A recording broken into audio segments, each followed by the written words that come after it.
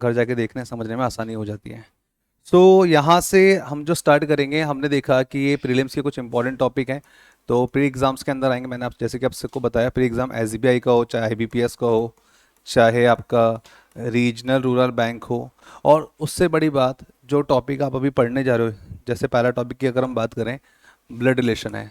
ये topic important इसलिए हो जाता है, तुम एग्जाम कोई सा भी दे लो, चाहे बैंक एग्जाम दे रहे हो, चाहे एसएससी एग्जाम दे रहे हो, चाहे रेलवे एग्जाम दे रहे हो, ये टॉपिक से या मतलब इन एग्जाम में इस टॉपिक से क्वेश्चन आते ही आते हैं, ये कंफर्म है और 100% श्योर है।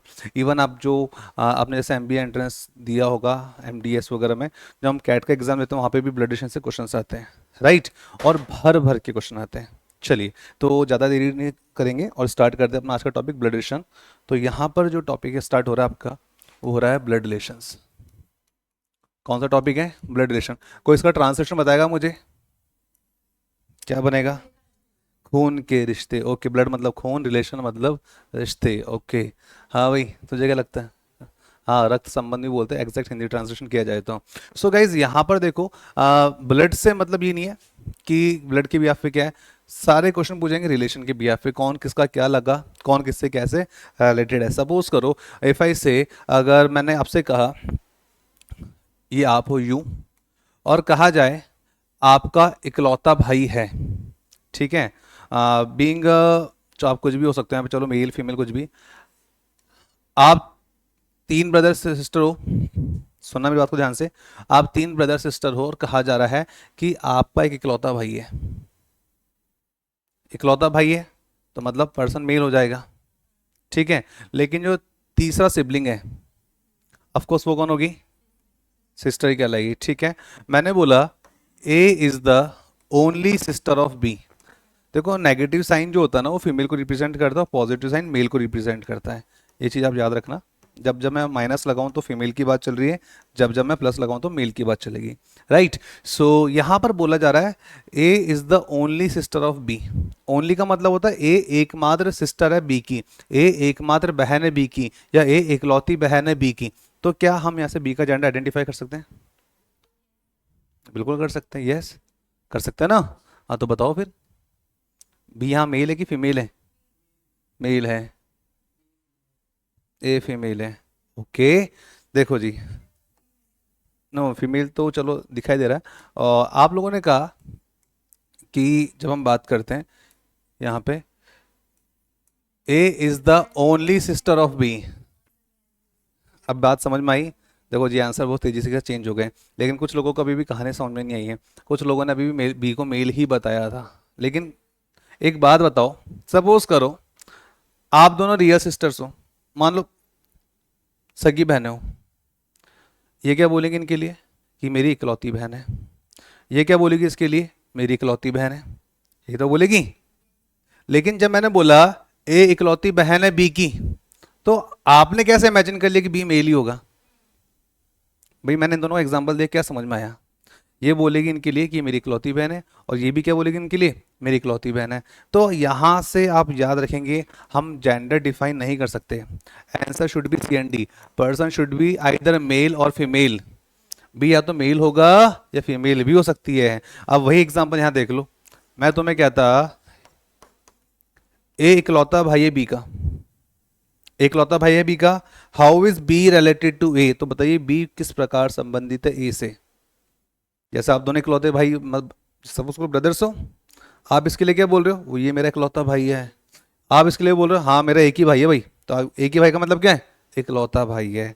तो उस केस में हम जो आपसे पूछ रहे हैं कि what is the relation of B with A, यहाँ क्या बी का जेंडर हम आइडेंटिफाई कर सकते हैं? बोलो, ब्रदर या सिस्टर? एक आंसर। अब फिर तो वही बात हो गई ना, डिफाइन नहीं कर सकते, आप डिफाइन नहीं कर सकते। सो यहाँ पे जो आंसर हो जाएगा, again C and D can not be determine. याद रखिएगा, दो लोग में कभी भी आप पता नहीं कर पाओगे, ठीक है। देखो, चैप्टर स्टार्ट करने से पहले कुछ ब्रेन वार्मिंग होना बहुत जरूरी है। मैं डायरेक्टली क्वेश्चंस लेकर आऊँ और आपको बोलूँ चलो भाई सॉल्व करना स्टार्ट कर दो, कोई मतलब नहीं है। चीज़ें पता होनी चाहिए। तो मैंने पहला एग्जाम्पल तो ये ले लिया, राइट। उसके बाद में हम जो सेकंड एग्जाम्पल ले रहे हैं, वापस वही एग्जाम्पल लेंगे। ये तो हो गए on the behalf of two person. अब मैं 3 पर्सन की बिहाफ पे बात करने वाला हूँ आपसे। सो मुझे आप बताएंगे, यहाँ अगर बोला जाए कि एक फैमिली में कुछ मेंबर्स हैं और 3 सिबलिंग्स हैं। सिबलिंग्स का मतलब होता है भाई बहन, राइट। सो यहाँ बोला जा रहा है कि A is the only sister of B and C. A इकलौती बहन है बी और सी की। अच्छा, मान लेते हैं, ओके, हो सकता है, ठीक है। सुनो, मैंने वैसे क्वेश्चन क्या बोला था, किसी को याद है? ये भूल गए। हाँ, A is the only sister of B and C, right. यही कहा था मैंने, ए इकलौती बहन है बी और सी की, तो भाई दोनों मेल होंगे ना। लेकिन बाद में आंसर भी तो चेंज किया। मैं तो रिएक्ट करूंगा, मैं तो चाहूंगा आप गलती करो, क्योंकि जो गलतियों की यहाँ हो जाएगी वहां नहीं होनी चाहिए एग्जाम के अंदर। अब देखो, सपोज करो बोला जाता है कि ये लड़की 1 2 3 4 सिबलिंग से सपोज करो, बोला जाता है, अभी आपको छोड़ देते हैं हम, एक आप दोनों, ठीक है। आप दोनों बोलते हो कि मेरी इकलौती बहन है, ये भी बोलता है मेरी इकलौती बहन है, ठीक है। तो ये क्या बोलेगी, मतलब इकलौती बहन होने का मतलब हो गया कि बाकी और कोई जो है वो फीमेल नहीं होगी। जैसे मैं इनकी बात करूं, इसकी बात करूं, अब ये क्या बोल रही है यहाँ पे, ए इकलौती बहन है किसकी, बी और सी की। तो यहां पर अगर इकलौती बहन है, इसका मतलब और कोई पर्सन फीमेल नहीं होगी यहाँ पे। समझो बात को, एग्जामिनर यहीं फंसाएगा आपको, यहीं पे स्टूडेंट गलती कर रहे हैं। अगर ए इकलौती बहन है बी और सी की, तो इसका मतलब बी और सी फीमेल नहीं हो सकती। क्यों नहीं हो सकती? क्योंकि आपने बोल दिया ओनली, आपने बोल दिया इकलौती, आपने बोल दिया वन एंड ओनली, राइट। तो दोनों पर्सन क्या होना पड़ेगा, मेल होना पड़ेगा। ये इंपॉर्टेंट बात थी, राइट। चलो ये बताओ, अब तुम बताओगी, नींद आ रही तुमको। आपसे अगला जो क्वेश्चन पूछा जा रहा है, हमने बोल दिया पी क्यू आर, ठीक है। क्यू इकलौता भाई है पी और आर का, दोनों फीमेल हो जाएगी। भाई हमने ये तो बोला आपसे, क्यू इकलौता भाई है किसका, पी और आर का। इसका मतलब पी और आर में से कोई भी मेल नहीं हो सकते। अब क्यू अगर इकलौता भाई है तो इसका मतलब पी और आर में से कोई मेल नहीं होगा, इसका मतलब दोनों को क्या होना चाहिए, फीमेल होना चाहिए। सो पी एंड आर फीमेल्स यहाँ पे। तो यहाँ पर आपको बात समझ में आ जाए कि इस तरह से जब भी 3 पर्सन की बात होगी तो यहाँ पर आंसर डिटरमाइन किया जा सकता है, यहाँ पर आंसर डिटरमाइन आप कर सकते हो। बट जब भी when ever examiner is asking about 2 person, तो उस केस में हमारा आंसर सी एंड होगा। यहाँ पर हम आंसर डिटरमाइन नहीं कर सकते, तभी तो हम बोलते हैं कैन नॉट बी डिटरमाइन। याद रहेगी बात। चलिए, तो कुछ ये चीजें देखने को समझ में आ गई। अब जैसा कि टॉपिक का नेम है ब्लड रिलेशन, टॉपिक का जो नेम है वह है क्या है, ब्लड रिलेशन है। अब इस ब्लड रिलेशन की जब हम बात करते हैं तो यहां पर रिलेशन में कौन किसका क्या लगा ये तो पूछा जाएगा, लेकिन साथ में ये पूछेगा ब्लड। ब्लड मतलब होता है खून, खून का रिश्ता। लेकिन ये खून का रिश्ता वो रिश्ता नहीं है, हमारी रगों में हमारे पिताजी, हमारे दादाजी, हमारे परदादा, उनका ब्लड आज भी हमारी नर्व्स में सर्कुलेट हो रहा है, फ्लो कर रहा है। भाई लोग डीएनए टेस्ट कराते हैं, उससे क्या पता चलता है कि हाँ भाई ये इन्हीं की संतान है, ये इन्हीं का चाइल्ड है, ये इन्हीं का ही खून है, ये इन्हीं का ही बोल सकते हैं। अगर अपने साइंस के टर्म में बात करें तो मतलब जेनेटिक रिलेशन जो है मैच हो रहा है। तो ये सारी चीज होती है। तो फिलहाल के लिए यहां पर आपसे जो क्वेश्चन पूछेंगे, आपसे आपसे ऊपर वाले जनरेशन से, यानी कि आपसे ऊपर वाले जनरेशन पे अगर हम बात कर लें तो कौन आ जाएंगे, चलो जनरेशन के ऊपर बात कर लेते हैं पहले। सपोज कीजिए ये आप हो, you, either you are male और फीमेल, ठीक है। आप हो, आपसे ऊपर कौन मिलेंगे, आपके फादर और मदर मिलेंगे। उनसे ऊपर कौन मिलेंगे, ग्रैंडफादर और ग्रैंडमदर, ठीक है। इन्हें कहा जाता है ग्रैंड पेरेंट्स। इन्हें क्या बोला जाता है, ग्रैंड पेरेंट्स कहा जाता है। अब दादा के भी कोई पिताजी हो, यानी कि आपके दादा ये रहे मिस्टर जीएफ, उसके ऊपर अगर कोई उनके भी फादर आज जिंदा हो, कितने लोगों ने अपने परदादा को देखा है, कितने लोगों ने अपने परदादा परदादी को देखा है, परदादी को देखा है, रियल में देखा है या केवल फोटो में देखा है, रियल में देखा है। तुमने देखा है 5 साल का थे, ओके, हाँ, नहीं देखा, हाँ जी, दादी को देखा है, कभी सेवा पानी करी है, पानी वानी पिलाया उनको? अच्छा चलो, आप one and the only person हो जो खुशनसीब जिसने देखा है, बाकी अब जो जनरेशन है एग्जिस्ट ही नहीं करती है।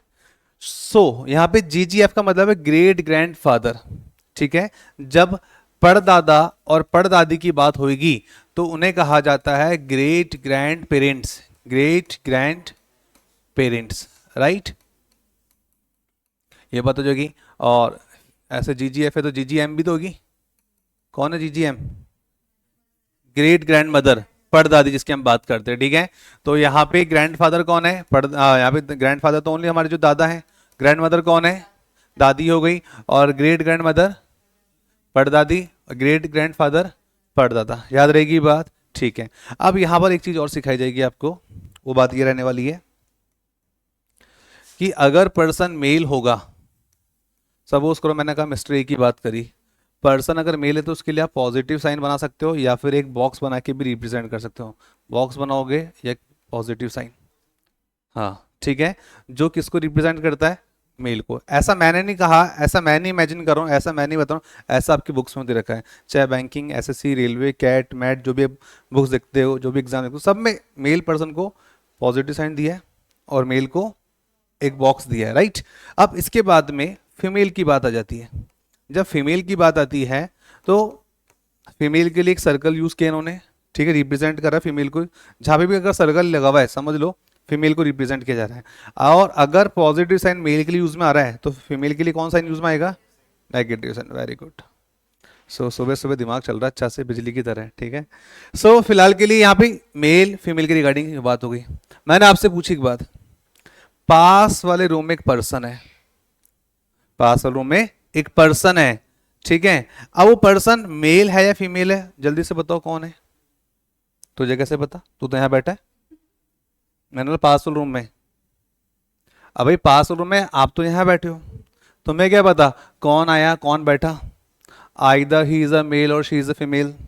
व्यक्ति या तो पुरुष हो सकता है या महिला हो सकती है, कुछ कह सकते हो क्या? जब तक कि इसके जेंडर को आइडेंटिफाई नहीं कर पाएंगे तब तक हमारे लिए आंसर क्या रहेगा? C and D. C and D. वह व्यक्ति मेल भी हो सकता है, वह व्यक्ति फीमेल भी हो सकती है। तो इसके लिए कोई भी साइन और सिंबल का यूज नहीं किया जाएगा, राइट। याद रहेगी बात, फाइन। अब आगे बढ़ते हैं यहाँ से। मैंने बोला ये मिस्टर ए है, ये पर्सन मेल है, मेल है तो मैं बॉक्स बना सकता हूँ। और मैंने बोला इसके फादर का आएंगे, इसके फादर का आएंगे, इसके ऊपर वाले जनरेशन में आएंगे। ये कौन है? इसके फादर है। और मदर की बात करें तो मदर फीमेल है, तो उनके लिए क्या यूज होगा? सर्कल। अब याद रखेंगे जब कभी भी हम मैरिड कपल की बात करेंगे, जब कभी भी हम मैरिड कपल की बात करेंगे तो इसको रिप्रेजेंट करने का तरीका होगा टू पैरेलल लाइंस, राइट। तो यहां फादर और मदर है, मैरिड हुए तभी तो मिस्टर ए आए दुनिया में। उसके बाद फादर से ऊपर कौन आएंगे? ग्रैंडफादर आ जाएंगे, ठीक है। यानी कि आपके डैडी के भी डैडी ग्रैंडफादर, और ग्रैंडफादर के बगल में कौन बैठी हुई होंगी? Grand mother. ये पैरेलल साइन लगाना यूज में जरूरी है क्योंकि ये एक मैरिड कपल को रिप्रेजेंट कर रहा है। क्या इतनी बात समझ में आ रही है? बिल्कुल आ रही है। अब यहाँ पर हम एक काम करते हैं, इनको नाम दे देते हैं। सपोज करो, चलो अभी चलने दो, ये आपका एक फैमिली ट्री बन रहा है। तो यहाँ पे ग्रैंडफादर ग्रैंड मदर की बात करी मैंने, फादर मदर। अच्छा, अगर आपके कोई सिबलिंग्स हैं, कोई भाई या बहन है, उसको कैसे रिप्रेजेंट करोगे इस ट्री में? ओके ठीक है। देखो दो तरीके से अलग अलग जगह पढ़ा जाता है सिबलिंग्स के केस में। भाई ए के, सपोज करो ए का भाई बी है, ए का भाई बी मेल है, तो आप इसको इस तरीके से भी यूज कर सकते हो। अगर पर्सन मेल है तो इसको आप इस तरीके से भी यूज कर सकते हो। अलग अलग बुक में अलग अलग जगह पर इस तरह से बताया कि अगर बी भाई है ए का तो आएगा तो सेम जनरेशन पे, ठीक है, सेम लाइन में आएगा। लेकिन कुछ लोग बोलते हैं कि इस फादर की दो संतान है ए और बी, तो एक तो ये रहा एक ये रहा, राइट। उसके बाद में कुछ लोगों ने या कुछ किताबों में इसको सिंगल लाइन से भी रिप्रेजेंट किया। इट्स डिपेंड यू कि आप किस तरह से यूज करते हैं। मैं आपको यहाँ पे प्रेशराइज नहीं करूंगा, आपकी मर्जी है, कुछ भी कर सकते हैं, ठीक है। या तो आप इस तरह से रख लीजिए या इस तरह से रख लीजिए, कौन सा कन्वीनियंट लग रहा है? ये वाला कि ये वाला? अच्छा ये वाला, आपको ये वाला, ये वाला से लग रहा है क्योंकि आपने थोड़ा सा पढ़ा है तो वहां पर ये लाइन यूज थी। हाँ भाई, यही वाला, चलो ठीक है, कोई दिक्कत नहीं। आप याद रखना कि जब भी ब्रदर सिस्टर की बात होगी तो ऐसे बनेंगे अपन, राइट। ओके। सो यहाँ पर अब बात करते हैं कि बी के एक चाइल्ड है जिसका नाम है मिस्टर एक्स। मैंने बी के एक चाइल्ड है जिसका नाम मिस्टर एक्स, मैंने मिस्टर बोला तो पर्सन का जेंडर आइडेंटिफाई हो गया, तो पर्सन हो गया male. Now exam will ask you how is X related to A. बताइए ये एक्स किस प्रकार संबंधित है ए से। नो, सही बोला। एक बात बताओ, ये एक्स है, एक्स के पिताजी कौन, बी है, बी का भाई कौन है, ए है। सपोज करो यहाँ पे एक्स की जगह आप ही बैठे होते, तो एक्स के फादर बी है और यहाँ पर ए है, तो ए तो अंकल कहलाएंगे। भाई चाचा और ताऊ को क्या बोलते हैं, अंकल ही तो बोलते हैं, राइट। और यहाँ पर एक्स क्या उनका, नेफ्यू। भाई भांजा हो चाहे भतीजा हो, दोनों को क्या बोलेंगे, नेफ्यू बोलेंगे। चलो पहले इस वाले ज्ञान के ऊपर बात कर लेते हैं। तो याद रखेंगे आप लोग कुछ टर्म्स हैं। नेफ्यू, नेफ्यू टर्म किसके लिए यूज में होती है, चाहे वर्ड भांजा हो चाहे भतीजा हो।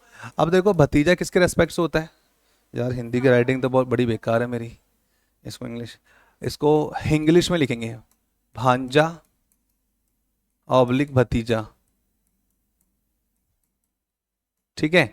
अब देखो अगर मैंने कहा सपोज करो आपकी भुआ, अगर आपकी भुआ है, भुआ कौन होती है, आपके फादर की सिस्टर, आपके फादर की सिस्टर है। और जब मैं आपकी बात करता हूं, आपकी भुआ है, आपकी भुआ कौन हुई, आपके फादर की सिस्टर, तो आप उनके क्या लगे, हिंदी में क्या लगे, भतीजा, राइट। और अगर फीमेल होगी तो भतीजी होगी। लेकिन मामा भांजा भी एक होता है, मामा भांजा है। अब उस केस से भांजा क्या है, नेफ्यू है, लेकिन फादर साइड की से हम बात करेंगे तो वहां पे भतीजा है, उधर से बात करेंगे तो क्या हो जाएगा, भांजा बन जाएगा, राइट। नेफ्यू के बाद एक वर्ड होता है नीस, कुछ लोग इसको गलती से ये लिख देते हैं नाइस, ठीक है। तो स्पेलिंग जो है इसका नीस रहने वाला है, राइट। यहां पर वही बन जाएगा, नीस का मतलब होता है भांजी ऑब्लिक भतीजी, बात याद रहेगी, भांजी ऑब्लिक भतीजी, ये हो जाएगा। उसके बाद में आप मुझे बताओ सन इन लॉ कौन होता है जी, दामाद, जमाई राजा, जमाल घोटानी जमाई और राजा बाबू तो दामाद आपने बोला, जमाई बोला, और क्या बोलते हैं, और भी दो तीन वर्ड हैं, याद आ जाए बता देना। उसके बाद में daughter in law, daughter in law जैसे हम बात करें हमारी मदर की, तो भी किसी न किसी की डॉटर इन लॉ होगी, किसकी होगी डॉटर इन लॉ, आपके दादा दादी की, राइट। तो डॉटर इन लॉ का मतलब होता है बहू, आपको पता ही है, तो लिखने की रिक्वायरमेंट नहीं है, ठीक है। अब यहाँ पर इन लॉज की जब बात चल रही है तो सन इन लॉ को पता चल गया, डॉटर इन लॉ पता चल गया। अच्छा हम यहाँ बात करने वाले हैं ब्रदर इन लॉ की। मैंने कहा brother in law, brother in law का मतलब क्या होता है,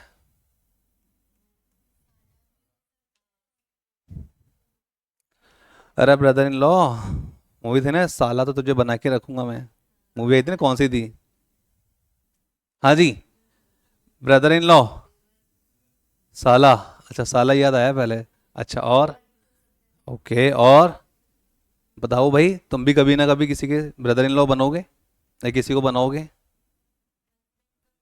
हाँ, साला ही होता है इसका मतलब, और कुछ नहीं होता, साला भी हो सकता है, अगर हो सकता तो इसके अलावा और कौन क्या क्या हो सकता है। सुनो, ब्रदर इन लॉ की जब बात होती है तो याद रखिए जीजा के लिए भी ब्रदर इन लॉ वर्ड बोला जाता है, साला अगर है उसके लिए भी ब्रदर इन लॉ वर्ड का इस्तेमाल होता है। और हम आगे बढ़े तो यहाँ पे जीजा हो गया, साला हो गया, देवर हो गया, जेठ हो गया, इन सब पर्सन के लिए ब्रदर इन लॉ वर्ड का यूज होता है। सपोज करो कोई फीमेल है, उसकी किसी पर्सन के साथ लव मैरिज हो गई है, ठीक है, और जिस बंदे से उसकी शादी हुई है, अगर उसका बड़ा भाई है जिसको हिंदी में बोलते हैं जेठ जी, तो भी वो क्या बोलेगी कि ये मेरे ब्रदर इन लॉ हैं। अगर उसका जिस लड़के से उसकी शादी हुई थी अगर उस लड़के का छोटा भाई है तो उसको हिंदी में बोला जाएगा देवर, ठीक है। तो उस केस में भी क्या बोलेगी वो लेडी, ये मेरे कौन है, ब्रदर इन लॉ है, राइट। तो जीजा हो गया, साला हो गया, देवर हो गया, जेठ हो गया। तो याद रखेंगे अपन कि ब्रदर इन लॉ टर्म का जो इस्तेमाल होगा वो चार लोगों के लिए होगा। ब्रदर इन लॉ चार लोगों के लिए बोला जाता है, राइट। चलो, ऐसे एक वर्ड और होता है सिस्टर इन लॉ।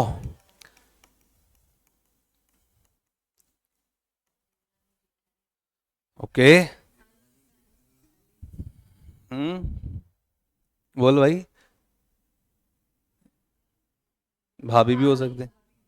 हम्म। बस सोच लो, एक और है। एक नाम में सुरा तुम्हारे दिमाग से।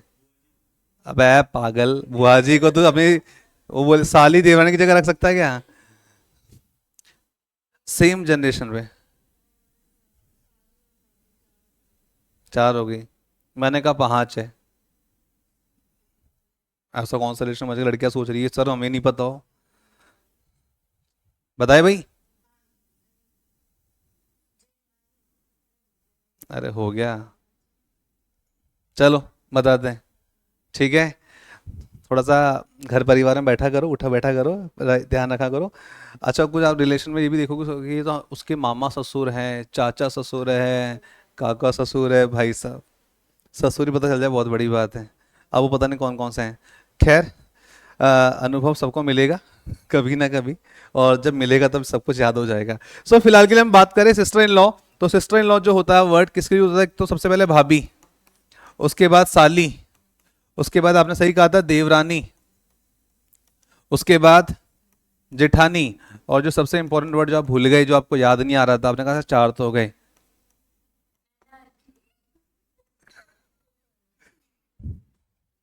ननद कौन होती है? Husband, friend. हस्बैंड की फ्रेंड। ऐसा हस्बैंड बताएगा मेरी फ्रेंड। चलो, तो फिलहाल के लिए सिस्टर इन लॉ की जब जब हम बात करेंगे तो हम याद रखेंगे कि पांच लोगों के लिए सिस्टर इन लॉ वर्ड का इस्तेमाल होता है। क्या बात याद रहेगी? तो भाभी, साली, देवरानी, जिठानी और ननद, राइट। तो ये कीवर्ड्स हैं। देखो, अगर हम पेपर हिंदी में अटेम्प्ट करेंगे ना तो समस्या आएगी कि आपको सिस्टर इन लॉ की जगह हर बार बोलेगा ये उसकी भाभी है, ये उसकी साली है, ये जेठानी है, ननद है। लेकिन इंग्लिश में इन सब के लिए एक ही वर्ड आएगा, सिस्टर इन लॉ। अगर हम पेपर इंग्लिश में अटेम्प्ट कर रहे हैं तो हम बाकी लोगों से बहुत आगे हैं, राइट। ब्रदर इन लॉ, बोल दिया ब्रदर इन लॉ।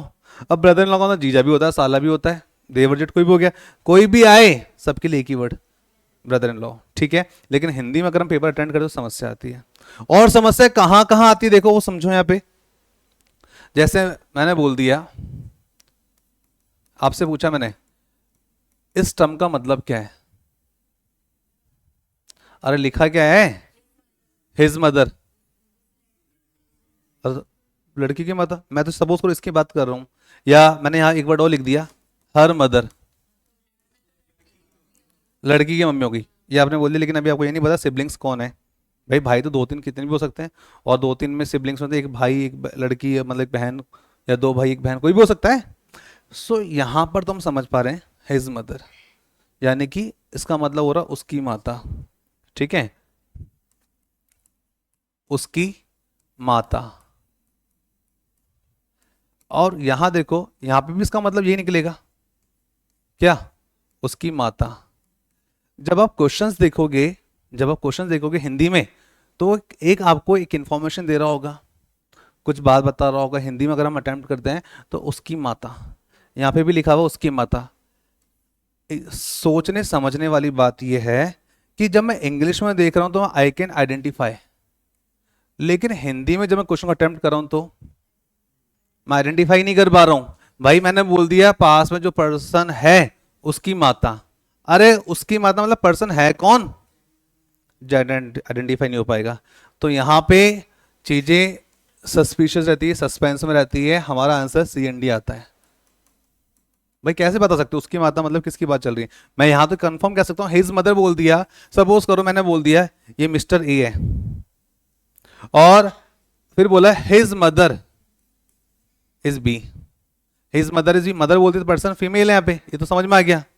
लेकिन जब मैंने बोला हिज मदर तो ए का जेंडर आइडेंटिफाई हो गया, पर्सन कौन है, पर्सन शुड बी मेल। लेकिन जब मैं यहां बोलता हूं ए की माता बी है, यानी कि उसकी माता बी है। अब उसकी माता बी है या ए की माता बी है, तो माता के जेंडर तो आइडेंटिफाई हो रहा है, लेकिन क्या ए का जेंडर आइडेंटिफाई हो रहा है? नहीं हो पा रहा। तो याद रखिए, हम अगर पेपर में इंग्लिश में पेपर अटेम्प्ट कर रहे हैं तो हम काफ़ी लोगों से आगे हैं। स्टिल बहुत सारे लोग हैं जो अभी भी हिंदी में पेपर अटेम्प्ट करते हैं। तो आपने इंग्लिश में पढ़ना है। अगर आप हिंदी मीडियम से होते भी हो, जैसे बाकी लोग, जो जैसे हमारा सेशन रिकॉर्ड हो रहा है, कई सारे लोग देखेंगे पढ़ेंगे, तो उस केस में हम यह देखेंगे कि भाई इंग्लिश में अगर हम पढ़ रहे हैं तो काम की चीज़ें हैं। अगर आप हिंदी मीडियम से बिलोंग करते हो तो इंग्लिश पर आप क्या हो जाओ, स्विच कर लो, सीधी सी बात है। क्योंकि इस तरह की प्रॉब्लम फेस करनी पड़ेगी आपको। आधा आंसर तो हमारा एग्जाम में क्वेश्चन में दे देगा, और या तो तुम सस्पेंस रहोगे, दो दो पॉसिबिलिटी बनानी पड़ेगी। समझ रहे हो? तो ये सारी बातें भी देखने सीखने को मिलेगी, राइट। तो फिलहाल के लिए यहां पर हमने देखा his mother, his her mother की बात होती है, तो यहां पर हम आइडेंटिफाई कर सकते हैं इंग्लिश में। लेकिन जब हम बात करते हैं, जब क्वेश्चन जो लोग हिंदी में अटेम्प्ट करते हैं उनके सामने समस्या आती है कि उसकी माता, अब किसकी माता, पर्सन का जेंडर आइडेंटिफाई नहीं हो सकता है। क्लियर सभी को? आगे बढ़े यहां से, चलो और आगे बढ़ते हैं यहां से।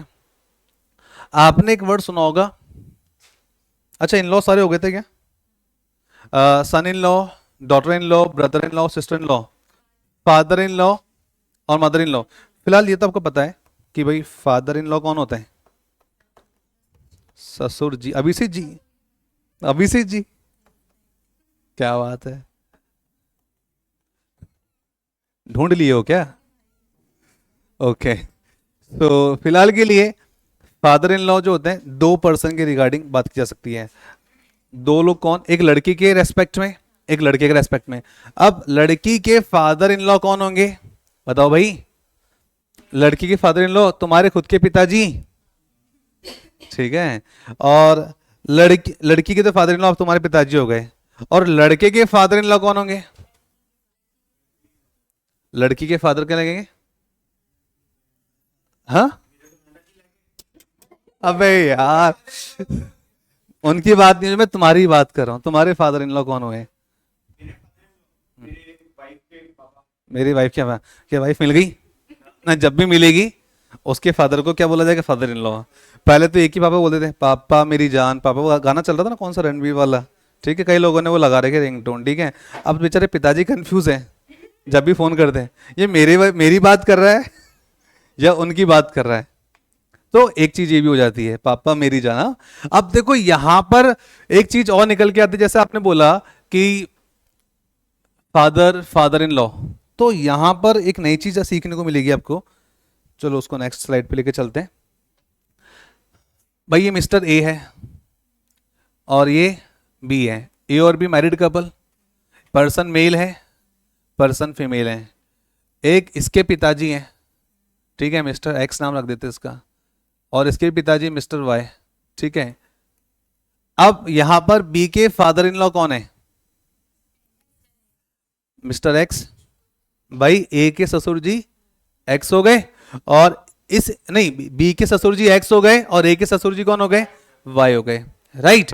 अब यहां पे तो समझ में आ गया कि ए और बी मैरिड कपल हो गए। अब यहां पर एक्स और वाई की बात कर लेते हैं, ठीक है। और इनके बगल में इनकी घरवालियां, मतलब इनकी वाइफ्स, क्या नाम दे? पी क्यू नाम दे देते हैं। सो क्वेश्चन इज आस्किंग, याद रखिएगा अब जो मैं बात पूछ रहा हूं बहुत इंपॉर्टेंट है, और हिंदी में जवाब कोई नहीं देगा, ठीक है।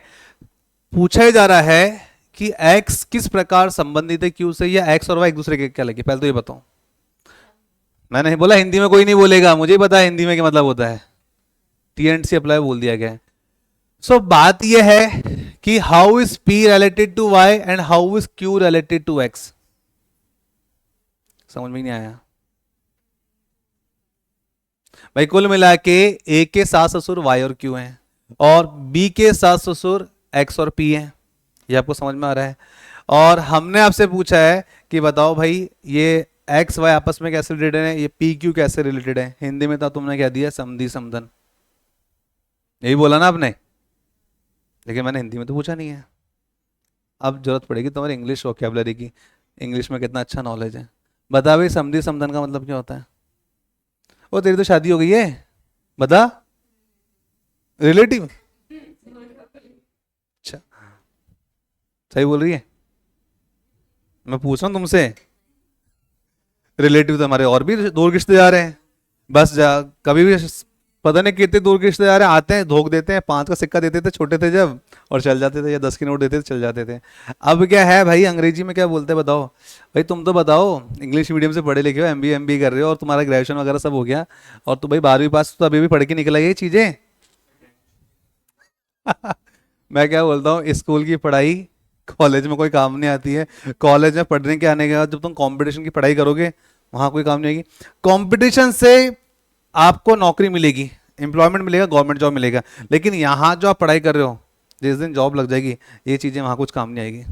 और कोई बैंक में अगर जॉब लगे तो कोई पूछेगा समधी समधन को अंग्रेजी में क्या बोलते हैं, कोई काउंटर पे आएगा कोई कस्टमर पूछने, हाँ बताना आपने तो बैंक में नौकरी ली ना, आपको तो पता होगा, रीजनिंग पढ़ी होगी, कोई नहीं बोलेगा। क्वेश्चन ये दिया था कि समधी समधन को इंग्लिश में क्या बोलते हैं। ये लो बैटरी डाउन। मैंने तो सोचा सुबह सुबह पढ़ रहा, एनर्जी फुल होगी, और मस्त टेम्परेचर में बिठा के पढ़ा रहा हूँ, तो आंसर सबका आएगा। हाँ भाई, हमारा जो क्वेश्चन था हमारा जो क्वेश्चन था वो ये था कि समधी समधन को क्या बोलते हैं। ठीक है, अरे ये क्या लिख दिया, इसलिए मैं कभी भी हिंदी में लिखता हूँ, समाधि नहीं बोलेंगे, समधी,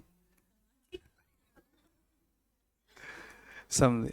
शादी होने के बाद समाधि नजर आएगी देखना, पहले कुछ नहीं आएगा, उससे कम भी नहीं। समधी समधन की जब बात होगी तो आप याद रखेंगे वर्ड, हाथ हाथ लिख लो भूल जाओगे। को ब्रदर इन लॉ, को ब्रदर इन लॉ एंड को सिस्टर इन लॉ, ये वर्ड का यूज होता है। और उसके अलावा जो उन्होंने बोला था, सही आंसर किया था, को ब्रदर इन लॉ को रिलेटिव भी बोलते हैं। अब रिलेटिव क्यों बोल देते हैं भाई, हमने हमारी ट्रेडिशनल फैमिली में जो देखा, हम अपने रिश्तेदारी में अपने समाज में शादी ब्याह करते हैं, एक चीज देखी। लेकिन बात वही है, जब मियाँ बीवी हो राजी तो क्या करेगा जी, तब हो जाती लव मैरिज।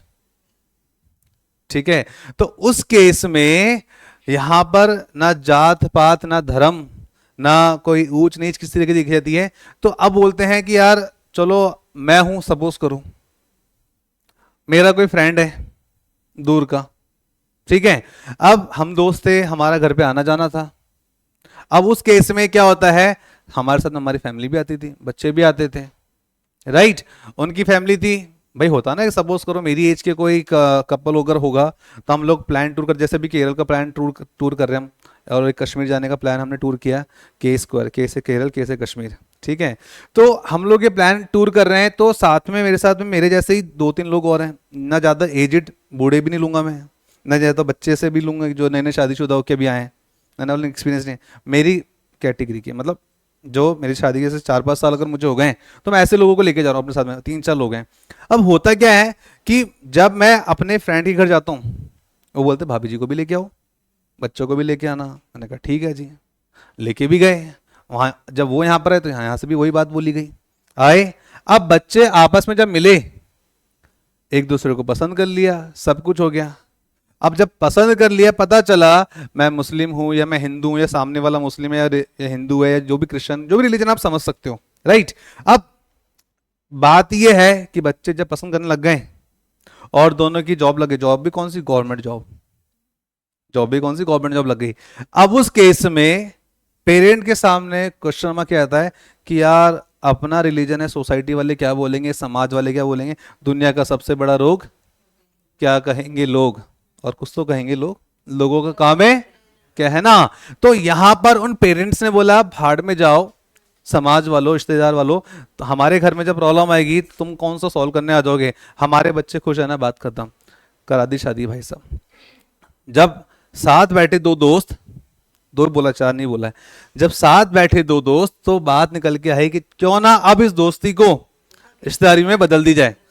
कई मूवी में डायलॉग आपने सुना होगा, ठीक है।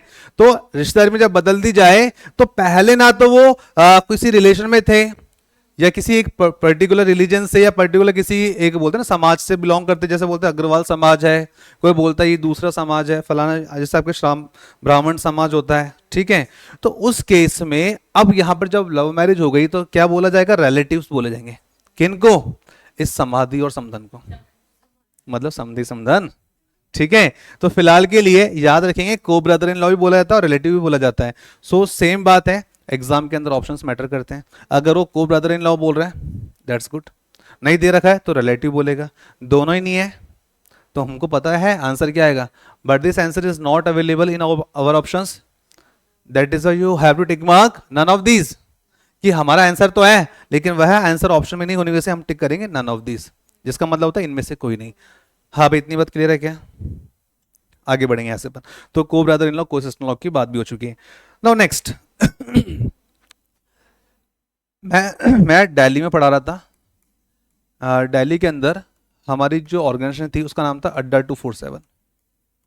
ठीक है, जो बैंकर्स अड्डा है, करियर पावर है, आपने नाम सुना होगा, वैसे तो वेल नोन नेम है। तो मैं दिल्ली में पढ़ा रहा था, हुआ क्या था, और जिस इंस्टीट्यूट में मैं पढ़ा रहा था वहाँ पर, ये सपोज करो ये इंस्टीट्यूट है और बहुत सारे बच्चे यहाँ बैठे हुए थे, क्लास में बैठते थे और टीचर अपना आराम से लेक्चर देता था, पढ़ा के चला जाता था। अब क्लास खत्म होने के बाद टीचर ने एक फैसिलिटी दे रखी थी कि भाई आफ्टर क्लास आप बैठ के पढ़ सकते, जैसे हमने दे रखी है, बैठ के पढ़ सकते हो। बहुत सारे स्टूडेंट्स बैठते साथ में, बहुत सारे स्टूडेंट बैठ के अपने डाउट्स सॉल्व करते हैं, सारी चीज़ें होती हैं। तो क्या होती है, बॉन्डिंग हो जाती है कि हाँ भाई ये अपने लेवल का बंदा है, हाँ भाई ये पर्सन जो है अपने को कॉम्पिटिशन देता है, अपने को इससे आगे निकलना है, रहता ही है। हाँ सॉरी, बैठ के पढ़ाई करते हो, काफ़ी सारे बच्चे मिलते हैं और हर कोई एक से एक धुरंधर होता है कि ये वाला क्वेश्चन तो मैं बना के बताऊंगा, ये वाला क्वेश्चन मैं बनाऊंगी। टेस्ट वगैरह जब हमारे होते हैं फ्राइडे सैटरडे को, सारी चीज़ें होती है। अब होता क्या है, इनमें से कुछ स्टूडेंट का सिलेक्शन हो गया, कुछ स्टूडेंट्स का रिजेक्शन हो गया। अब बात निकल के आती है कि अड्डा 247 के अंदर कुछ स्टूडेंट्स जब स्टडी कर रहे थे तो उसमें से एक लड़का था, एक लड़की थी। अरे लड़की है तो फीमेल बनाएंगे ना, ठीक है। साथ में तैयारी करी, 6 महीने का समय लगा। 6 महीने सुबह आते थे अपना लंच वगैरह लेकर के, 6-7 बजे आए, क्लास ली, उसके बाद आधे घंटे का ब्रेक लिया, लंच किया, उसके बाद फिर पढ़ाई करने लग गए। साल भर की मेहनत के बाद में दोनों का सिलेक्शन हो गया। सिलेक्शन हो जाने के बाद में एक बॉन्डिंग बन गई, एक अंडरस्टैंडिंग बन गई, और वो अंडरस्टैंडिंग इतनी डीप चली गई कि पर्सन एक दूसरे को पसंद करने लग गए। टॉपिक क्या पढ़ रहे अपन, तो बस उसी पर आने वाले अपन, कहानी को वहीं लेके आएंगे। अब आगे जाके बात निकल के आती है कि दोनों की गवर्नमेंट जॉब लग गई है। पहले तो माँ बाप को बताने से कतरा रहे थे, अब जब बता दिया तो पेरेंट्स हो गए नाराज। एक बार में कौन मानता है भाई? हमारे यहाँ तो जो जवाई होते हैं और जो एक और होता है फूफा जी होते हैं, वो सबसे पहले नाराज हो जाते हैं। तो घर वाले क्यों ना होवे, ठीक है, क्योंकि अपने समाज सोसाइटी में शादी नहीं करने वाले थे, इन्होंने तो बोल दिया कि हमको शादी करनी है। अब उस केस में पेरेंट्स नाराज हो गए, पेरेंट्स ने कर दिया मना। अब बात फिर से वही निकल के आई है, गवर्नमेंट जॉब है, जब मियाँ बीवी हो राजी तो क्या करेगा जी, देखो जी ऐसा है, हम सेल्फ डिपेंडेंट है अब, ठीक है, सेल्फ डिपेंडेंट है, आपके ऊपर बोझ नहीं है, आप किससे कोई खर्चा पानी लेंगे नहीं। चौकी सीधी सी एक ही बात निकल के आती है कि हमारा खर्चा हम उठा लेंगे। तो मानो तो ठीक है, ना मानो ठीक है, हम भारत का जो संविधान है हमें पूरी आज़ादी देता है कि 18 साल के बाद कोई भी शादी कर सकता है, कोई मना नहीं कर सकता, ठीक है। और भारत एक आज़ाद देश है, तो हर एक व्यक्ति को किसकी आज़ादी है, अभिव्यक्ति की, फ्रीडम ऑफ स्पीच। तो इन्होंने अपनी बात रखी, मानो तो ठीक है, नहीं मानो तो ठीक है। अब बाद में पेरेंट्स को किसी ने सजेशन दिया, रहा है भैया मान जाओ, कल को तुम नहीं भी मानोगे तो भी इनको शादी करनी है, तुम मानोगे तो भी इनको शादी करनी है, और कल को भाग गए तो फिर उस केस में जितने लोग उतनी बातें, किस किस को जवाब दोगे, ठीक है। ये बात कौन बोल रहे हैं? अब बच्चे अपने माँ बाप को बोल रहे हैं, समझा रहे हैं, समझ जाओ, नहीं समझोगे तो फिर जवाब देते रहना, हम तो चले। अब इस केस में होता क्या है, पेरेंट्स ने बोला ठीक है कोई बात नहीं, जब इतने समय रुके हो, तुमने अपनी इतनी बड़ी शर्त रखी है, तो हमारी भी शर्त हो, तुम्हारी बात मानी जाएगी। 6 महीने का समय लो और देखो क्या अंडरस्टैंडिंग डेवलप होती क्या। वो वाला काम तो है नहीं कि चट मंगनी पट ब्याह कर देंगे पहले की तरह और पीछे पीछे फीमेल चले जाएगी, बस मेरे यही पति परमेश्वर हो गए। और आजकल पति परमेश्वर किक आउट करते हैं, बोले भाई सब ठीक, मतलब बन रही तो ठीक है, नहीं बन रही तो हटाओ, गेट लॉस्ट। सो यहां पर 6 महीने का समय लिया, उसके बाद में अंडरस्टैंडिंग कितनी अच्छी है वो तो समय बताएगा। अब उसके बाद में इनसे कुछ क्वेश्चंस पूछे गए। किसने पूछ लिया? आईबीपीएस ने पूछ लिया, क्योंकि एग्जाम दे के आए थे। अब आईबीपीएस पूछता है, ओके चलो ये तो पता है कि अंत पंत में जाके शादी होनी है, ठीक है, लेकिन शादी से पहले भी बहुत सारे क्वेश्चन बनते हैं जो पूछे जाएंगे। लाइक जब तक इनकी शादी नहीं हुई तो शादी से पहले अगर एक प्रोसेस होता है उसको बोलते हैं हम मंगनी, इंगेजमेंट, ठीक है। तो यहां पे लड़का है और यहां पर लड़की है, ठीक है। अब जब एंगेजमेंट हो गई है, जब एंगेजमेंट हो गई है तो लड़का लड़की को क्या बोलेगा, लड़की लड़के को क्या बोलेगी? अभी तो हस्बैंड वाइफ बोलने से रहे, अभी तो कच्चा पक्का रिश्ता है, अभी तो समय है। वो बोलते हैं ना अभी तो बेटी बाप के घर ही है, ठीक है, चाहे तो देगा नहीं या चाहे तो ना देगा। हाँ क्या बोलेंगे? दोनों के लिए सेम वर्ड?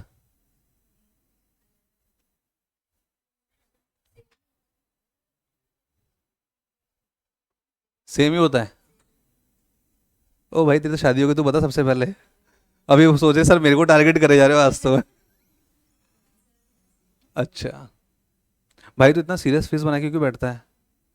घर वालों ने डांट के भेजा है क्या ऐसा? तो यार कीप स्माइल, ठीक है, हंसते रहो हंसाते रहो। ये मैंने कहानी क्यों बनाई? ताकि सेशन इंटरेस्टिंग बने, चीजें समझ में आए आपको। अब यहाँ पर मेल फीमेल की बात चल रही थी, तो यहाँ पर आपने सही बोला। एक तो है फियांसे, कई लोगों को प्रोनाउंसिएशन में दिक्कत होती है, और प्रोनाउंसिएशन भी नहीं बोलते, वो प्रोनाउंसिएशन बोल देते हैं, इट्स प्रोनाउंसिएशन, राइट। सो यहाँ पर जो पर्सन है, जैसे एक वर्ड होता है, शादी से पहले सगाई होती है, या जो भी आप मंगनी बोलते हो, तो उससे हम बोलते हैं एंगेजमेंट, ठीक है। एंगेजमेंट रिंग वगैरह का आपने कई लोगों को पहनाते हुए देखा होगा, ठीक है। तो एंगेजमेंट हो गई, उस एंगेजमेंट में अब जो पर्सन है उन्हें तो हिंदी में बोला जाता है मंगेतर। क्या बोला जाता है? मंगेतर बोला जा रहा है। अब अगर मंगेतर बोला जा रहा है तो मुझे आपसे क्वेश्चन ये पूछना है, ये मंगेतर शब्द लड़के के लिए इस्तेमाल होता है, लड़की के लिए इस्तेमाल होता है? सोच के बोलना, गलत जवाब दिया तो नेगेटिव मार्किंग है। बताओ भाई। लड़के के लिए हो रहा है, लड़की के लिए हो रहा है? अब एक एक करके बोलो, सुनाई जाएगा। पहले आपसे पूछ लेते हैं, लड़के के लिए हो रहा है, लड़के के लिए हो रहा है, लड़के के लिए हो रहा है? दोनों भी हो सकता है, अच्छा अच्छा अच्छा। तो बता भाई। सुना है वो अलग बात है, पता है एक अलग बात है। अरे तो करी नहीं तो क्या हो गया? मतलब जिसने शादी नहीं करी उसको पता ही नहीं होगा कि हस्बैंड किसको बोलते हैं, वाइफ किसको बोलते हैं। ये थोड़ी ना होता है, किसको बोलते हैं? दोनों के लिए बोला जाता है, अच्छा। अब सही जवाब सुनो, जो मंगेतर वर्ड है ना, वो बोला जाता है किसके लिए? मेल पर्सन के लिए, ठीक है। तो याद रखेंगे आप कि मंगेतर शब्द जो है नॉट ओनली मेल के लिए बोला जाता है, बोथ के लिए बोला जाता है, ठीक है।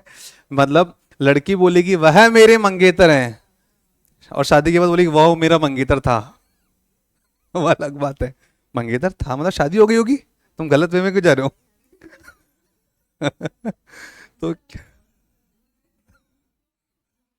तो वापस पास भी तो बुला लिया। तो कहने का मतलब है मंगेतर शब्द जो होता है दोनों के लिए इस्तेमाल होता है, चाहे मेल हो चाहे फीमेल हो, दोनों के लिए शब्द इस्तेमाल होगा। बट बात निकल के आ रही थी कि मंगेतर अगर सपोज करो हम मेल वाले की बात करें तो क्या बोलेंगे? उसको बोलेंगे क्या? ये अगले पेज पर आ जाते हैं, एक काम करते हैं। तो मंगेतर शब्द की बात चल रही थी।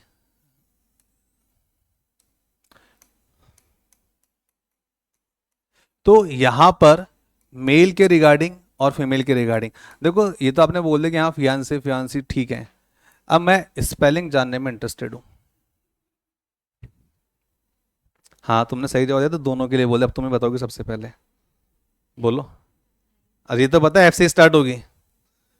हाँ मैंने बोला एफ से स्टार्ट होगी, लेकिन स्पेलिंग थोड़ी फास्ट बोलना। एफ आई ए, ऐसे कौन बोलते? सी ई। और फीमेल के लिए?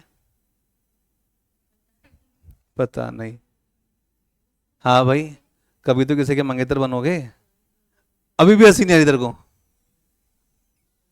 अरे कुछ नहीं पता ना भाई, तू रहने दे, पीछे जाता हूँ मैं एक बार। हाँ भाई तू बता। सही है तुम्हारा, पहले सरेंडर कर दो, सर तो लास्ट में बता ही देंगे। ठंडे हो गए? इसको ऊपर कर देते। नहीं नहीं, इसको ऊपर कर देते ना अपन। हाँ भाई तुम बताओ जब तक। ये देखो, ये तो यही यही मात खा गया है। क्या शादी करे करे तू? अच्छा, FINC, ये लड़के के लिए थी कि लड़की के लिए थी? लड़के और लड़की के लिए एक ही जगह आ जाता है, ओहो हो। जितना मुझे पता है, भाई साहब नॉलेज लेना स्टार्ट कर दो। ठीक है, पता चला 7 फेरे घूम के आएगा, शादी करके आएगा, लेकिन यही नहीं पता था फियांसे की स्पेलिंग। आप बताइए।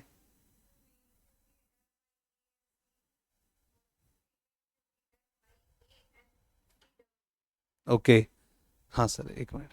तो याद रखेंगे, बिल्कुल सही बोला। मेल की जो स्पेलिंग रहती है, कुछ लोग, वैसे तो एग्जैक्ट स्पेलिंग ये है फियांसे, और यहाँ पर आ जाएगा FIANCEE, फियोंसे। ठीक है, फियांसे और फियोंसे, फियांसे और फियोंसे। ठीक है, लेकिन अब अ,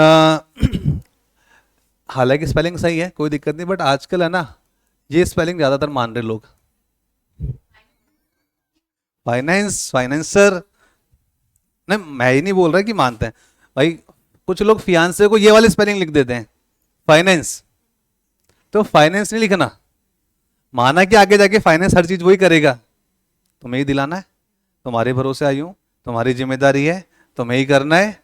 तुमसे नहीं बोलूंगी तो तुम्हारे मम्मी पापा से बोलूंगी, तुमको लाके देना है। तो कहने का मतलब आगे जाके वो फाइनेंसर ही बनना उसको। बट अभी के लिए स्पेलिंग गलत है, क्योंकि अभी तो कौन है, मंगेतर है। अभी बात कच्ची पक्की है, पक्की नहीं हुई है, राइट। तो फिलहाल के लिए ये कहानी सुनाने का जो पर्पस था वो यही था कि जो मेल पर्सन है वो उसको बोले जाते हैं फियांसे, और जो फीमेल उसको बोलेंगे फियोंसी। ठीक है, तो यहाँ पे बस एक ई का फर्क है। मेल के लिए सिंगल ई आएगा, भाई तू ई और आई कर रहा था, यहाँ सिंगल ई आएगा, यहाँ डबल ई आ जाएगा, बस याद रहेगी बात। चलो जी, ठीक है। उसके बाद में नेक्स्ट जो आता है, हमने बात कर ली यहाँ पे मेल फीमेल की रिगार्डिंग। हाँ, मैरिड कपल की बात हो रही है, मैरिड कपल की बात हो रही है। इफ आई से, अगर मैं ऐसा कहूं, मैरिड कपल का मतलब होता क्या है, विवाहित जोड़ा, एक शादीशुदा जोड़ा, ये बोलते हैं अपन। अगर बोला जाए A is the spouse of B, A is the spouse of B, बताइए यहां पर ए मेल है कि फीमेल है, पहले तो ये बताओ। ये बी मेल है कि फीमेल है, बताओ। अरे स्पाउस वर्ड सुना नहीं सुना, पहले तो ये बताओ। सुना है ना? हाँ, क्या होता है इसका मतलब? सुना है, अरे सुना है तो उसका मतलब तो बताओ, क्या होता है? गार्जियन, दूर दूर तक है नहीं। हाँ भाई, तूने सुना है। अरे तेरी ऐसी की तैसी धर्म पत्नी, भाई तू तो बता दे। अब तू बोले ही मत, आउट ऑफ द ट्रैक चला गया, तुझे तो पत्नी ही दिख रही है आज। भाई सुना ना अपने बड़ी है, तू बता, तुम दोनों बताओ। उसकी और तेरी सेम थ्योरी चल रही है। अरे स्पाउस का मतलब, मैंने ऑब्लिक क्यों लगाया, स्पाउस का मतलब भी होता है मैरिड कपल, याद रखेंगे आप। स्पाउस का मतलब होता है married couple, not guardians, not धर्मपत्नी, नॉट वाइफ, याद रखिए। तो यहाँ पे स्पाउस का मतलब होता है कि जो पर्सन है they are married, but we can't say what is the gender of A and B. हाँ सर, तो ए और बी का जेंडर क्या है? तो यहां पर ए जो है पति भी हो सकता है बी का, जो ए है वह पत्नी भी हो सकती है बी की, बी जो है पति भी हो सकता है ए का, बी जो है पत्नी भी हो सकती है किसकी, ए की। याद रहेगी बात। तो यहां पे स्पाउस, एग्जाम में अब जरूरी नहीं ऐसा बोला जाए कि A and B are married couple. अगर हम बोल दें कि A and B are married couple, तो मैंने क्या सिखाया था, अगर मैरिड कपल है तो टू पैरेलल लाइंस। ठीक है, अब हो सकता है मैरिड कपल की जगह वो टर्म यूज करे A is the spouse of B या B is the spouse of A, दोनों सेम टर्म्स है, दोनों सेम थिंग है। ठीक है, समथिंग लाइक। अच्छा, एग्जामिनर और एक्सपेरिमेंट करा, सोचो मैरिड कपल को और क्या क्या बोल सकते हैं। अरे यार, इतना इंस्टाग्राम फेसबुक व्हाट्सएप चला तो यही नहीं पता। लाइफ पार्टनर, अरे लाइफ लाइन कौन बोल रहा है, ये कोई केबी से चल रहा है। लाइफ पार्टनर, लाइफ पार्टनर, भाई लड़की बोलेगी लड़के के लिए वह मेरा लाइफ पार्टनर था या है। लड़की लड़के के लिए बोले, लड़का लड़की के लिए भी तो यही बोलेगा, ये मेरी लाइफ पार्टनर है, सेम वर्ड बोलेंगे। तो अगर कोई बोले कि A is the life partner of B, life partner का मतलब जिंदगी भर साथ देने वाला वो है पार्टनर, ठीक है।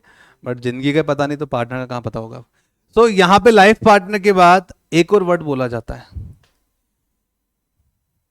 अरे नहीं, नहीं बोलेगा वो तो सबको समझ में आ जाएगा। एग्जामिनर चाहता है कि आप ये क्वेश्चन छोड़ो, एग्जामिनर चाहता है कि आप यहाँ गलती करो, एग्जामिनर चाहता है कि यहाँ पे आपके नंबर कटें, एग्जामिनर चाहता है कि आप यहाँ पे नंबर कट जाए तो आप गेम से बाहर हो जाए, नहीं गेम ओवर हो जाए।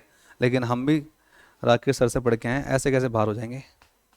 मैरिड का बोल हो गया, स्पाउस हो गया, लाइफ पार्टनर को, तीनों का मतलब सेम है। ऑब्लिक लगाने का मतलब भी क्या है, ठीक है। अब बता दे, यह वर्ड आपने सुना भी है लेकिन बात वही आपको क्लिक नहीं हो रहा है। अब जैसे मैं लिखूंगा ना पहला लेटर ही, वर्ड भी नहीं, सबके सब एक साथ बोलेंगे, देखना। अब देखना किस किस को क्लिक होता है। अभी आ रहा तो बता दो आंसर, क्लिक हो रहा है क्या? तो शादीशुदा है। हाँ बेटर हाफ, बेटर हाफ, ले भाई से पूछना भारी पड़ गया मुझे तो। बेटर हाफ का मतलब बताओ सिंधी में।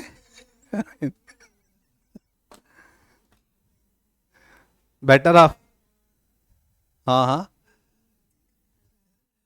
बेटर हाफ का मतलब भी कौन होता है? दोनों के लिए ही बोला था, बोला है A is the better half B, we can't determine the gender of A या बी, ठीक है। बेटर हाफ का मतलब ये होता है लाइफ पार्टनर होता है, लाइफ पार्टनर का मतलब स्पाउस होता है, स्पाउस का मतलब क्या है? वही मैरिड कपल है, राइट।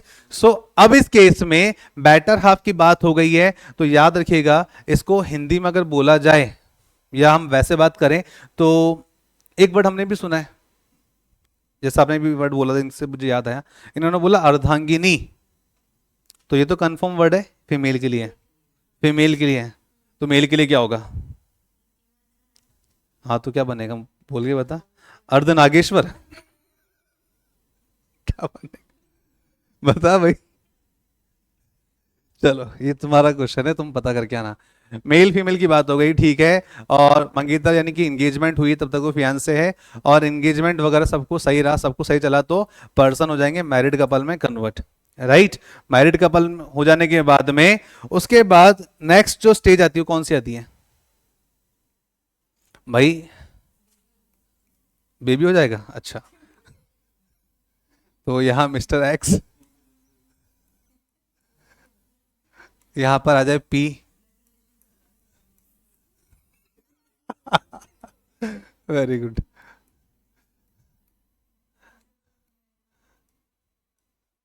ओके, तो यहाँ पर ये यू है, यू पे आप समझ लो, यहाँ पर आप खुद हो। तो आपके दादाजी का नाम क्या है? पी। आपके ग्रैंडफादर कौन है? यू के ग्रैंडफादर है मिस्टर पी। आपकी ग्रैंड मदर कौन है? क्यू है, ठीक है। क्यू के अगर हम बात करें तो उसकी डॉटर इन लॉ कौन है? वाई है। अगर सपोज करो मैं यहाँ पे इस क्वेश्चन को थोड़ा सा और बेहतरीन बना दूं और यहाँ पे भी नाम दे देता हूँ, यहाँ पर जेड आ जाए, ठीक है, जो मेल है, और इसकी एक सिस्टर भी है जिसका नाम एक्स नहीं डब्ल्यू दे देते हैं, ठीक है। बताइए how is P related to W, P किस प्रकार संबंधित है डब्ल्यू से? तो याद रखिए पी दादाजी हैं डब्ल्यू के, and W is the granddaughter of P, right. Okay, how is R related to Z? भाई आर तो है ग्रेट ग्रैंडफादर ऑफ जेड, और जेड कौन है? Great grandson. भाई जैसे दादा परदादा होते हैं वैसे पोता होता है, पोते को बोलते हैं ग्रैंडसन। मैं लिख देता हूं, पोता तोता जो भी है, तो यहां पे ग्रैंडसन, और पड़ पोता ग्रेट ग्रैंड सन। याद रहेगी बात। तो एक चीज हो गई, पोता मतलब ग्रैंडसन हो गया, पड़ पोता मतलब ग्रेट ग्रैंडसन हो गया, राइट। उसी तरीके से ग्रेट ग्रैंड मदर भी होती है, पड़दादी। पड़दादी से ऊपर कौन सी दादी आती है? सड़दादी। नहीं वो बोलना चाहिए, उठ नहीं सकती, बैठ नहीं सकती, बस मुंह तो चला सकती है, पड़ी रह एक जगह। चलो कोई ना। तो यहां से आपको पता चले जनरेशंस की अगर अपन बात करें तो बेसिकली अपना सेशन एंड करते हैं अपन ये बात कह के। अगर हम फर्स्ट जनरेशन की बात करेंगे तो फर्स्ट जनरेशन में कौन मिलेंगे आपको, आपके ग्रैंड पेरेंट्स। ग्रैंड पेरेंट्स में कौन कौन आ जाते हैं, बिल्कुल सही जवाब, ग्रैंड फादर आ जाएंगे और ग्रैंड मदर आ जाएगी। सेकंड जनरेशन की जब बात होगी तो सेकंड जनरेशन में कौन आ जाएंगे, पेरेंट्स आ जाएंगे, आपकी फादर आ जाएंगे, आपकी मदर आ जाएंगे, आपके चाचा तो यानी अंकल, और आपकी चाचा चाची है, ताई है, बुआ है, वो क्या कहलाएंगी, आंट कहलाएंगी। और थर्ड जनरेशन पे कौन आ जाएंगे, थर्ड जनरेशन पर आप आ जाओगे, सॉरी सन गलत लिख दिया मैंने, जनरेशन लिखना था मुझे। थर्ड जनरेशन है जहां अगर हम बात करें तो थर्ड जनरेशन पे आप खुद आओगे, आपके ब्रदर आएंगे, आपकी सिस्टर आएगी, आपके कजन्स आ जाएंगे। भाई चाचा ताऊ बुआ के भी तो बच्चे होते हैं। इस जनरेशन पे आपको यही लोग मिलेंगे और कोई नहीं मिलेंगे। थर्ड के बाद जो फोर्थ जनरेशन आएगी वो आपके बाद आने वाले जनरेशन, यानी कि आपके चाइल्ड बोले तो सन, डॉटर, भाई आपका बेटा या आपकी बेटी, उसके बाद में कौन, भांजा भतीजा, नेफ्यू ऑब्लिक नीस, ठीक है, यहां आ गए। और फिफ्थ जनरेशन में कौन मिल जाएंगे, फिफ्थ जनरेशन पर आपको मिल जाएंगे, बोलो, grandson, grandson oblique grand daughter, right. तो ये सारी चीजें हैं, अभी हमने बात कर ली जनरेशन के बिहाफ पे, राइट। तो यहां तक मैंने आज आपको पढ़ा दिया। अगली क्लास में जो मैं आज केवल इंट्रोडक्शन क्लास हुई है किसकी, बी आर टॉपिक की, हमने कोई क्वेश्चन नहीं पढ़ा, किसी तरह के कोई शॉर्ट ट्रिक्स को अप्लाई नहीं किया, केवल बेसिक जो बोलते हैं ना रिलेशन के रिगार्डिंग समझ होनी चाहिए वो बताया मैंने आपको, कीवर्ड्स। और उसके बाद अगली क्लास में बताऊंगा आपको कि यहाँ से स्टार्ट करेंगे, मुझे आप याद दिलाना जब भी हमारी क्लास होगी। तो ब्लड रिलेशन को बेसिकली एग्जामिनर ने 3 पार्ट्स में डिवाइड किया है। पहला, on the behalf of family tree, family tree यानी कि फैमिली ट्री के बिहाफ पे क्वेश्चन जब आएंगे तो बात करेंगे। नंबर 2 पर हम बात करेंगे sign oblique symbol based, sign oblique symbol based relations, इनकी बात होगी।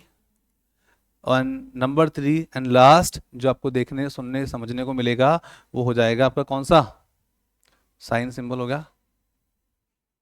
तीसरा कौन सा होता है, सुरभि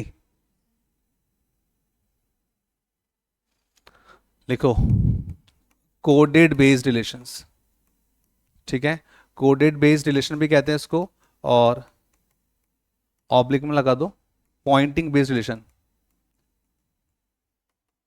पॉइंटिंग बेस्ड में आपको पता क्या आता है, एक आदमी की ओर इशारा करते हुए एक फीमेल या एक महिला ने कहा उसके ससुर के पिता मेरे ससुर हैं, तो बताइए वह आदमी उस महिला से किस प्रकार संबंधित है। वो वाले क्वेश्चन जो व्हाट्सएप में छोटे क्वेश्चन घूमते थे ना, कौन किसका क्या लगा, इसके भाई के मामा के बेटे का पोते का पापा उसका क्या लगा, उस टाइप के क्वेश्चन यहाँ देखने को मिलेंगे। बस बेसिकली 3 चीज आपसे पूछ जाएगी, उसके बाद चैप्टर कंप्लीट, ठीक है। तो one by one step by step मैंने पहले हम फैमिली ट्री को डिस्कस करेंगे, देन कोडेड में जाएंगे, साइन एंड सिंबल जाएंगे, उसके बाद कोडेड आ जाएगा, देन पॉइंटिंग, चैप्टर खत्म। तो चलिए भाई आज के लिए इतना है, बहुत है, कंटिन्यू करेंगे हम अगली क्लास में। ये वाला जो फाइल है हम शेयर कर देते हैं आपको, उससे पहले